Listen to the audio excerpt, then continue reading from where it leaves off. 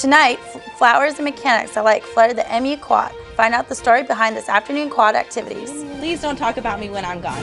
That's what one band director is singing to OSU students and community members as he prepares to leave the university this year. I'm Emily Shute with more on the story.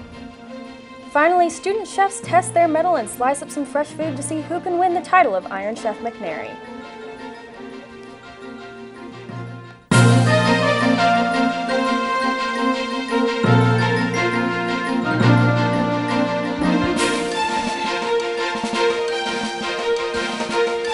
Good evening and welcome to your Thursday night edition of the Beaver News. I'm Anna Singer. And I'm Ashley VanPelt. We're glad you can join us. OSU bikers took over the quad today as a sustainability initiative hosted their second annual bicycle extravaganza.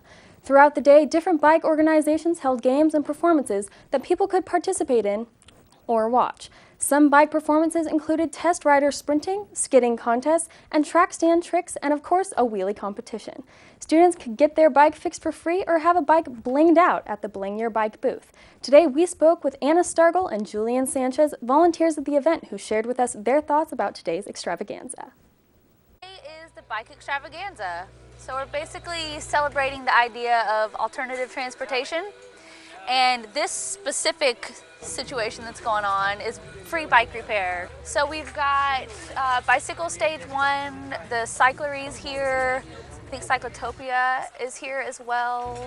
Just trying to help out the community and as well as getting our name known, letting the community know that we exist out in Philomath so we can help the rural communities. We need to be more aware of keeping the bike running properly so that we can be safe on our bikes. And that's mainly why I'm here, so just to make sure that we can get as many bikes out there that are working properly and safely. So it's been really great. It's really good to see the students come in, and we like to make sure that they're riding a safe bike. So why are you gonna hop in a car when you can cruise on a bike and enjoy the air and the people and the movement, you know? Following these events, students could take part in organized bike rides such as a mountain bike ride into the forest, a road bike route down the highway, or even a costume bike tour in which riders were encouraged to dress in their craziest and most creative gear. Have you lost a loved one to suicide? Today in the MU Quad, members of the Active Minds program laid 1,100 daisies on the grass to symbolize and commemorate college students from all around the country who committed suicide this year. Each daisy represented one student who took his or her own life. However, the strongest display was of 4 yellow daisies who stood out against a trail of white. According to counselors and psychologist services, these daisies represented the 4 students from OSU who took their own life this past year. Today, we spoke with the Active Mind volunteer, Manisa Anhad, for her experience with the program. I am part of Active Mind. We have an event today to show suicides on college campuses, and that's what these flowers represent. There are 1,100 of them. And these 4 right here represent suicide at OSU in the last year. The number's an average, just want to state that. And we have a coordinator who works for CAPS that gave us the information, and we wanted to represent that to show how big of a number that is. Because when you see it, like laying down, has more of a meaning. And then when I was laying these down to actually place every single one and realize how many there are, that's what impact made me realize what I was trying to make a point across. Suicide is a big deal. It's not something to joke about, and it's as you can tell, it's pretty common sometimes. A lot of people thought this was a great event. They can't believe this is such a huge number. So it's been pretty good so far. I think we really got our message across on what we want to say. So. Active Minds is a student-run organization that gives a voice to these silent issues that most students don't like to talk about. This organization helps spread awareness about these issues to help prevent future suicide attempts. Active Mind encourages anyone who is feeling depressed or suicidal thoughts to speak with the CAPS representative immediately. Well, we may be saying goodbye, but he definitely isn't gone for good. Last night, staff and students came together to present a farewell concert for our beloved band director, Brad Sang. Tonight, Beaver News reporter Emily Shute is here to bring us the full story.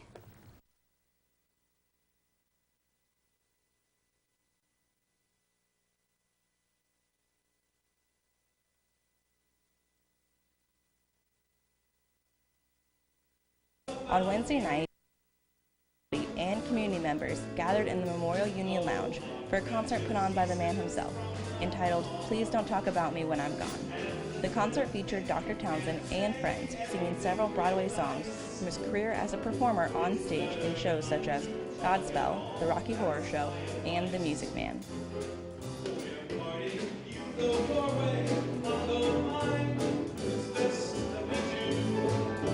knows everybody. It's actually pretty amazing. By about the second or third day back, he knew everybody's name. It was a night of music and laughter, but no one forgot about the reason they were there.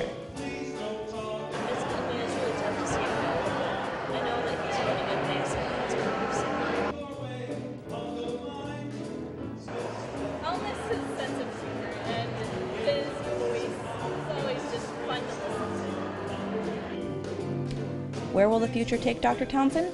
He plans on moving back to his home state of Pennsylvania, where he has been appointed Director of Bands at the University of Pittsburgh.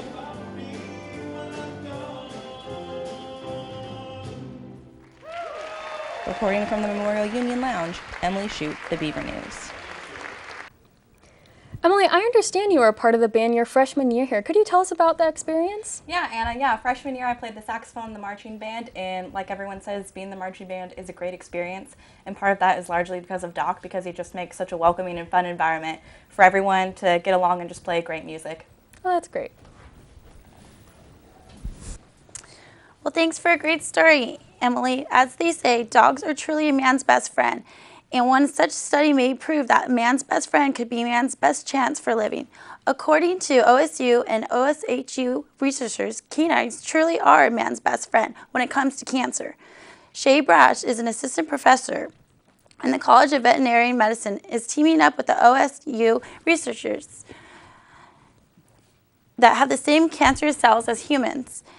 In this trial, dogs are sent through the same treatment of chemotherapy and radiation. Trials indicate that, in fact, dogs tolerate the process better than humans at OSU. Researchers are currently collecting cancer cells from dogs to study them right here in our very own veterinary tissue bank. We would like to note that all of the dogs tested during this process currently have cancer, and not only are they tested, but it's from consent with their owners.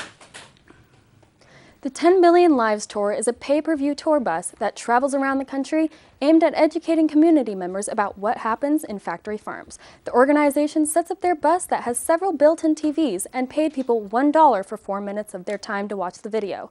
We talked with Andy Tabar, who has been on this traveling bus for the last 5 months. People $1 to watch a 4-minute video about the treatment of animals on farms.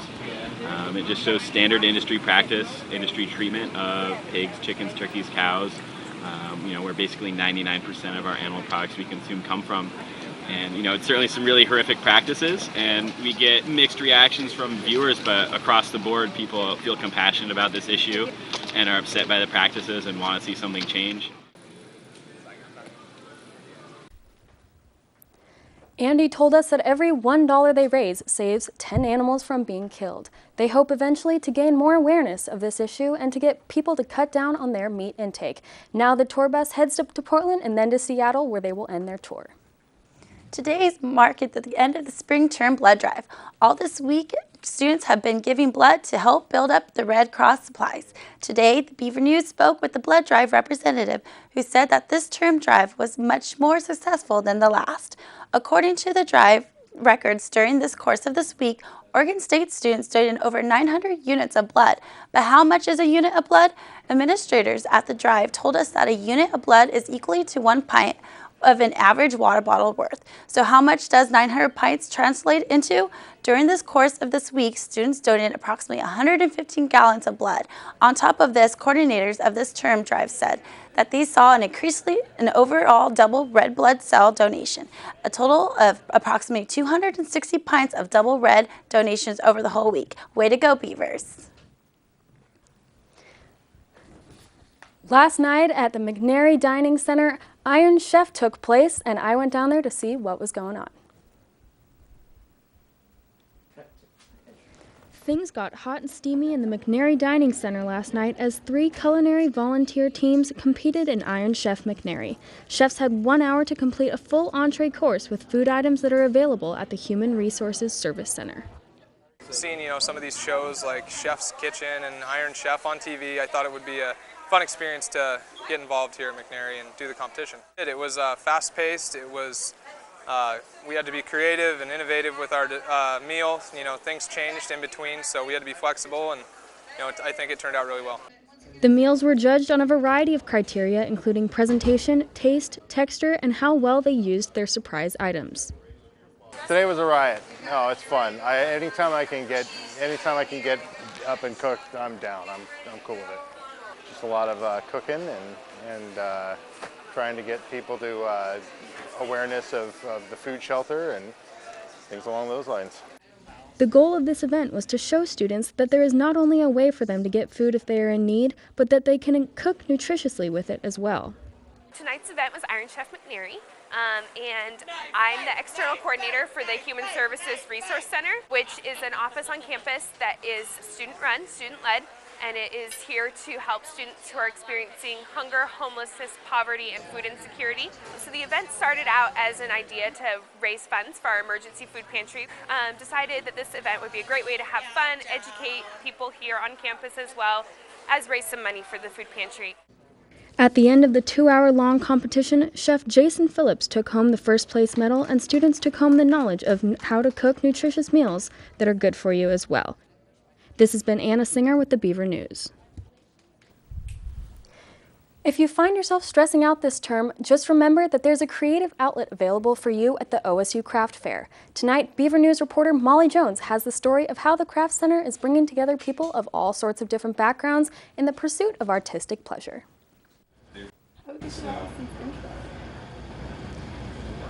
Okay, Allison's intro is... But on a quiet Saturday morning in the OSU Craft Center, art and science collide. It's more than a hobby, I would say, but it's not my profession. But I have to do art. And when I was a high school student, I wanted to become a cartoonist, but my parents said no. Song just submitted her final thesis in physics at Oregon State last week. She's not the only one who uses pottery as an outlet for creative expression. Ken, an OSU computer science graduate, says working with clay is an escape from his daily routine. I work behind a computer all day and kind of just staring at a screen, working with numbers, and come here for a couple hours and it just kind of calms me, feel relaxed, kind of de-stresses. Sean is a Bachelor of Fine Arts, and his dream is to work with clay in a studio of his own someday. But this particular form of art is common ground with his wife.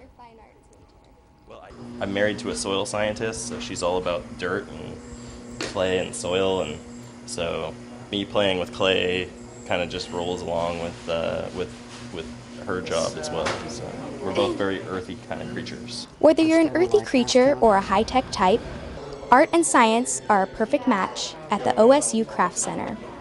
This is Molly Jones with Beaver News. That's all the time we have for you tonight. I'm Ashley VanPelt. And I'm Anna Singer. We're glad you could join us this evening. For more of your Beaver News, be sure to watch us on YouTube, find us on Facebook, or follow us on Twitter at Beaver News. Have a great night.